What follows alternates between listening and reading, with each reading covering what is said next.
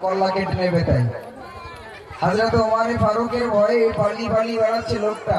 আল্লাহ রাসূলের সঙ্গে দেখা হলো, বলে তুমি এমন করে চুরি চুরি করে বেড়াও কেন? অনেকদিন তোমার দেখি না।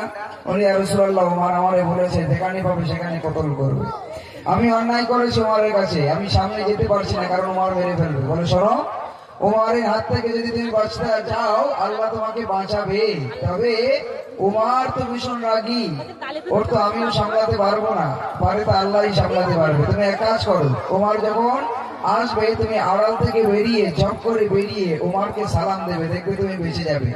রাসূলের কথা মতো সেই আমল করলো এবং একটা পাহাড়ের আড়ালে দাঁড়িয়ে আছে সেই লোকটা, আর হযরত ওমর ফারুক আসছে।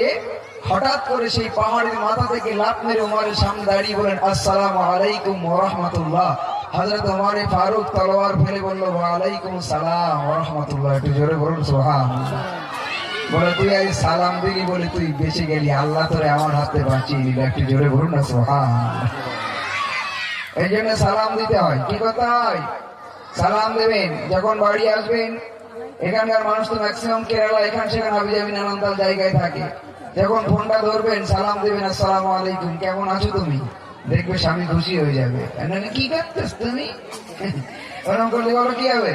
হ্যাঁ, ভালোবাসার দূর হয়ে যাবে। যাই হোক, চলুন আমি শুরু করবো আল্লাহ রাব্বুল আলামিনের সম্মান দিয়ে। আল্লাহ রাব্বুল আলামিন পবিত্র কোরআনুল কারীম আমাদের জন্য বানিয়েছেন কল্যাণের জন্য। যে কোরআন শুনলেও সওয়াব হয় আর পড়লেও সওয়াব হয়, ওই কোরআন দিয়ে শুরু করছি। আপনারা কেউ প্লিজ অনুরোধ করছি, এই কোরআন তেলাওয়াতের সামনে সময় কেউ কথা বলবে না। মনে না, তোমরা একটু সামনে এই জায়গাটা এসো না, শোনো একটু, তোমাদের একটু প্রয়োজন আছে আমার, একটু সামনের দিকে এসো। হ্যাঁ, এই মতালোকগুলো একটু সামনে দিকে আসো একটু।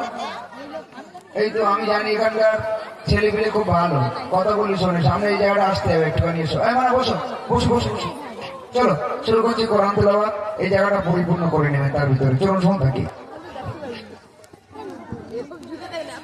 أعوذ بالله من الشيطان الرجيم.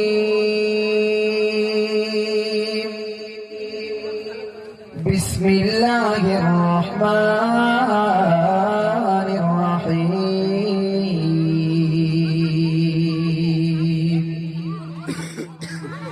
الرحمن